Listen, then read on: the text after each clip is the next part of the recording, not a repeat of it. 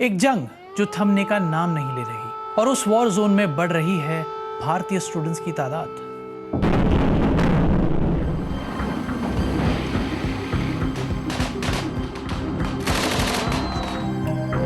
खतरा नजर आ रहा है। मैं अब आपको एक पैटर्न दिखाने जा रहा हूं, उसे आप याद रखना। हर साल लाखों इंडियंस विदेश जाते हैं, स्टूडेंट्स इंक्लूडेड। पिछले साल 7,50,000 से ज्यादा स्टूडेंट्स पढ़ाई करने भारत से विदेश गए। ऑब्वियसली अगर विदेश में बड़ी समस्या पैदा होती है तो सरकार ऐसे इंडियंस की आमतौर पर मदद करने आती है। ऐसा यूक्रेन में पिछले साल जंग छिड़ने के बाद भी देखा गया। तकरीबन 20,000 इंडियंस ने अपने आप को रजिस्टर कराया था यूक्रेन में स्थित भारतीय एम्बेसी के साथ। ये बात जंग शुरू होने से पहले की है।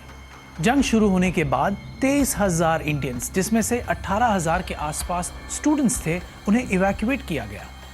इवैक्यूएशन का असर ये हुआ कि इंडियंस की तादाद यूक्रेन में घटकर 40 से 50 तक सीमित रह गई। लेकिन दिसंबर 2022 आते आते ये आंकड़ा 1100 को पार कर चुका था और अब बीबीसी को जो डेटा मिला है उसके अनुसार 3,200 से ज्यादा इंडियन स्टूडेंट्स वहां यूक्रेन में फिर से पहुंच गए हैं। ये ऐसे समय पर हो रहा है जब गवर्नमेंट एडवाइजरी सारे इंडियंस को यूक्रेन से तुरंत निकल जाने को कह रही है। तो आखिर ऐसा क्यों हो रहा है? अगर हम यूक्रेन वापस आके पढ़ाई नहीं करते हैं तो हमारी डिग्री को वैलिड नहीं माना जाएगा। हमारे बैच के लिए ट्रांसफर अलाउड नहीं है। ऐसी वॉर जोन में कोई अपनी मर्जी से ऐसे आना नहीं चाहेगा। एक वॉर जोन में मेडिकल स्टूडेंट्स के लिए पढ़ाई करना, जो कि आमतौर पर भी आसान नहीं होता, कितना मुश्किल होगा। ये एक बहुत बड़ा मेंटल ट्रॉमा है हमारे लिए। यहाँ पे हम शांति से पढ़ ही नहीं सकते हैं क्योंकि यहाँ पे हर 3 घंटे के अंदर सायरन होता है। हर 3 घंटे के अंदर कहीं से कुछ तो हो जाता है। I literally get many calls in a day. मेरे रिलेटिव्स, मेरी फैमिली और कंस्टेंटली वरिड कि नहीं, बताओ अगर कुछ भी लगता है तो वापस आ जाओ, यू कांट स्टे देयर।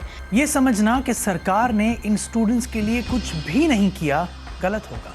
कदम उठाए गए हैं सरकार के द्वारा, सुप्रीम कोर्ट के द्वारा, लेकिन कई स्टूडेंट्स हैं जो सेटिस्फाइड नहीं हैं। एक रूल आया था 2021 में कि 2021 में 18 नवंबर के बाद जो भी बच्चे अगर एडमिशन लेते हैं तो उन्हें सारी पूरी पढ़ाई, पूरे इंटायर एमबीबीएस कोर्स एक ही कॉलेज से करना पड़ेगा। इसीलिए हम लोग डिमांड कर रहे हैं, सारे जितने भी अथॉरिटीज़ है, कंसर्न अथॉरिटीज़ है, एनएमसी हो गई, एमईए हो गई और हेल्थ मिनिस्ट्री हो गई, सभी से मेरा यही कि एक ही डिमांड है कि हमें एक बार का रिलैक्सेशन दिया जाए, जिसके बाद हम किसी और सेफ कंट्री जाकर अपना पढ़ाई कर सकें। अकोमोडेशन का मतलब होता है कि हम लोग अकोमोडेशन मांग रहे हैं इंडिया में तो हम लोग मांग ही नहीं रहे। हमारा कहना सिर्फ इतना है सबसे कि हमें ट्रांसफ़र दी जाए। ट्रांसफ़र का यही मतलब होता है कि सर हमें यूक्रेन से कोई और सेफ कंट्री में ट्रांसफ़र की अनुमति दिया जाए। हमें सरकार से कुछ पैसे वगैरह हम लोग कुछ नहीं मांग रहे हैं, हमें सिर्फ एक परमिशन दी जाए। हमारे जितने भी सीनियर्स हैं वो लोग ट्रांसफ़र ले चुके हैं, बट हम लोग ट्रांसफ़र नहीं ले पा रहे हैं। और ऐसे स्टूडेंट्स को सरकार ने क्या कहा है? नेशनल मेडिकल कमीशन में जाके मिला, हेल्थ मिनिस्ट्री जाके मिला और निर्माण भवन भी गया।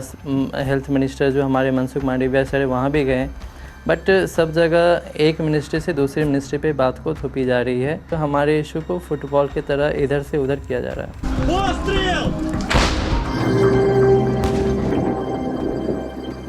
औसतन 18 नागरिक यूक्रेन में चल रही जंग के कारण रोज मारे जाते हैं, ये यूएन का डेटा बताता है। इंडियन स्टूडेंट नवीन की भी इसी जंग में पिछले साल मौत हुई थी जब वे खाना लेने जा रहे थे। ये ग्राफ याद है ना?